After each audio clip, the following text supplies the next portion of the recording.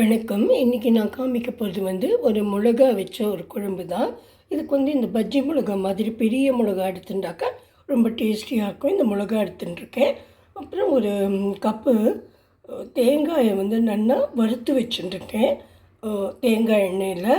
அப்புறம் புளியை கரைச்சி வச்சுட்டுருக்கேன். அதுக்கப்புறம் மஞ்சப்பொடி, உப்பு எல்லாம் போடணும். போடும்போது நான் சொல்கிறேன், முதல்ல நம்ம ஒரு வாண்டியில் தேங்காய் எண்ணெயை விட்டுன்ட்டு இந்த மிளகாயை கட் பண்ணிவிட்டு நல்லா வதக்கி எடுத்துக்கலாம். இந்த எண்ணெயில் ஒரு ஸ்பூன் கடுகும் கொஞ்சமாக வெந்தயமும் போட்டு நான் நல்லா வெடிக்க விட்டுட்டேன். அதுக்கப்புறம் இங்கே கட் பண்ணி வச்சுருக்கிறேன் மிளகாயை நம்ம போட்டு வதக்கிடலாம். இந்த மிளகாய் இது மாதிரி பொழந்தாப்பில் ஸ்ப்ளிட் பண்ண மாதிரி கட் பண்ணிக்கணும். ரொம்ப சின்ன சின்னதாக கட் பண்ண வேண்டாம். இப்போ நான் அதில் போட்டுடுறேன். இப்போ நான் மிளகாயை போட்டுட்டு அதை கொஞ்சம் நல்லா வதக்கிக்கலாம். இதுக்கு வெங்காயம், தக்காளி, பூண்டு எதுவுமே நாங்கள் போடுறதில்ல எங்கள் வீட்டில். உங்களுக்கு வேணும்னா நீங்கள் இது கூட அதெல்லாம் போட்டுக்கலாம். உங்களுக்கு என்னெல்லாம் வேணுமோ அதெல்லாம் சேர்த்துக்கலாம். ஆனால் இதுக்கு அந்த மிளகாயோட வாசனையும் அந்த டேஸ்ட்டு வரணும் அப்படிங்கிறதுனால மற்ற எதுவுமே போடுறது கிடையாது. மற்ற வெஜிடபிள்ஸ்லாம் போடுறது கிடையாது. இதை நல்லா வதக்கிட்டு அப்புறம் கரைச்சி வச்ச புளியை நம்ம இது கூட விட்டுடலாம். நம்ம போட்டும் போது மிளகா ஓரளவு நல்லாவே வதங்கிடுது. இதில் புளியை கரைச்சி வச்ச புளியை நான் இப்போ விட்டுடுறேன். விட்டுட்டு இதுக்கு மஞ்சள் பொடியும் உப்பும் போட்டு கொடுத்துட்றேன். இப்போ புளியை போட்டுட்டேன். அப்புறம் கரைச்சி வச்ச புளியை இது கூட விட்டாச்சு. மஞ்சள் பொடியும் போட்டுட்டேன், உப்பும் போட்டுட்டேன். புளியை கரைக்கும் போது நம்ம எப்போதும் சாதாரணமாக சாம்பாருக்கெல்லாம் கரைக்கிறத விட கொஞ்சம் கூடுதலாக புளிக்காய்ச்சலுக்கெல்லாம் கரைப்போம் இல்லையா, அந்த அளவு வேண்டாம். அதை விட கொஞ்சம் குறைவாக, ஆனால் சாம்பாருக்கு கரைக்கிறத விட கொஞ்சம் ஜாஸ்தியாக நம்ம கரைச்சிக்கணும். இப்போ இதை ஒரு இலக்கிடலாம். அப்புறம் நான் வறுத்து வச்ச தேங்காயை அரைச்சின்னு வந்துடுறேன். தண்ணி விட்டே அரைச்சிக்கலாம். இப்போ அந்த மிளகா நல்லாவே வேந்துடுத்து, ரொம்ப நாடியாகுது வேகிறதுக்கு. இப்போ ஒரு ஸ்பூன் சாம்பார் பொடியை நான் அது கூட போட்டுட்டு இந்த அரைச்சி வச்ச தேங்காயும் போட்டுடுறேன். நான் அரைச்சி வச்ச தேங்காயை காமிக்கிறேன் உங்களுக்கு. இது மாதிரி அரைச்சி வச்சுருக்கேன். இந்த சாம்பார் பொடியும் தேங்காயை நம்ம இதுக்கு போட்டுடலாம்.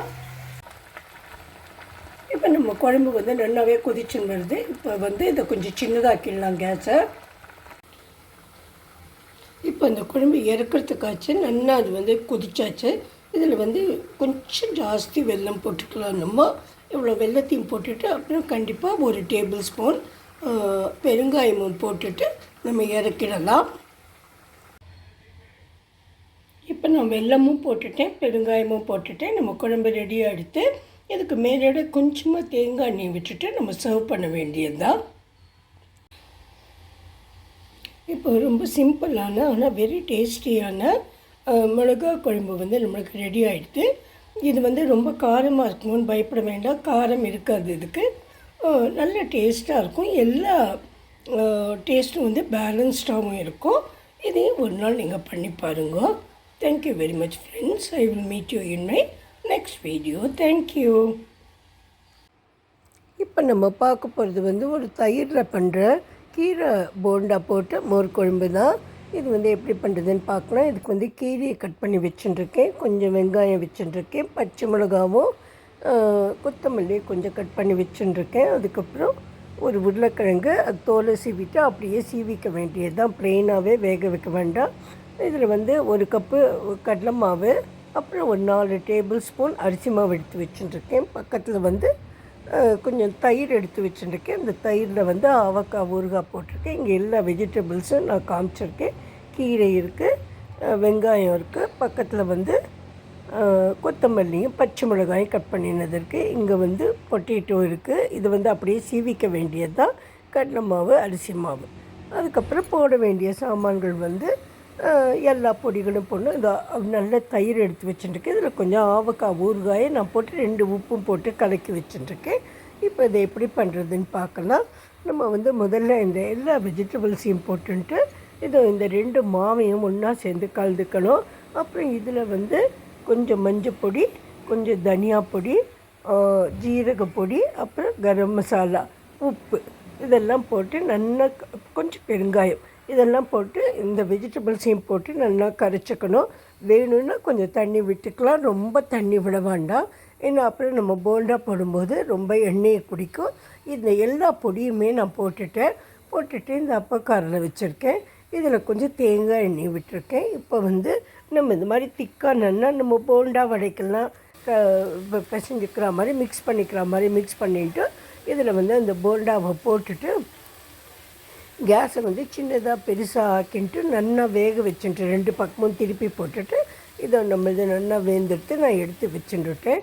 அப்புறம் நம்மளோட தயிரில் கொஞ்சமாக கடுகு, வெந்தயம், அப்புறம் அந்த கஸ்தூரி மேத்தி இதை போட்டு தாளிச்சிட்டு வெந்தயம் இல்லை ஜீரகம் இதை போட்டு தாளிச்சிட்டு மேலே விட்டுட்டு இந்த போண்டாவையும் போட்டுட்டு மேலே கொஞ்சம் சில்லி ஃப்ளேக்ஸும் போட்டுட்டு 1/2 டீஸ்பூன் சுகரும் போட்டுட்டு சர்வ் பண்ண வேண்டியது தான். இதுவும் இந்த தயிர் போண்டா குழம்பு ரொம்ப டேஸ்டியாக இருக்கும், ரொம்பவே நல்லாயிருக்கும். இதுவும் ஒரு நாள் நீங்கள் ட்ரை பண்ணி பாருங்கோ.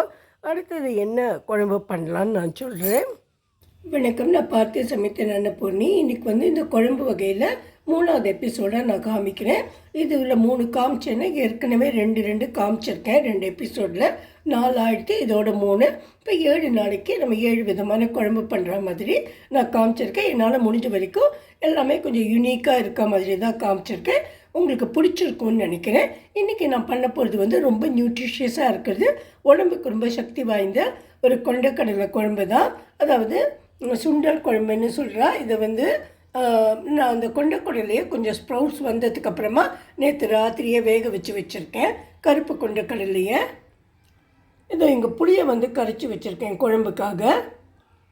இது தாளிக்கிறதுக்கு கொஞ்சம் கடுகு, சோம்பு, ஜீரகம் எடுத்து வச்சுட்டுருக்கேன். கொஞ்சம் பட்டையும் அந்த ஸ்டார் அனீஸும் எடுத்து வச்சுட்டுருக்கேன். கொஞ்சமாக வெங்காயத்தை 2 சின்ன வெங்காயத்தை கட் பண்ணி வச்சுட்டுருக்கேன், கொஞ்சம் நீள வாக்குலையே. அப்புறம் 2 தக்காளியை நல்லா நேற்று ராத்திரியே நான் அரைச்சி கொஞ்சம் உப்பு மஞ்சப்பொடி போட்டு வதக்கி வச்சுருக்கேன்.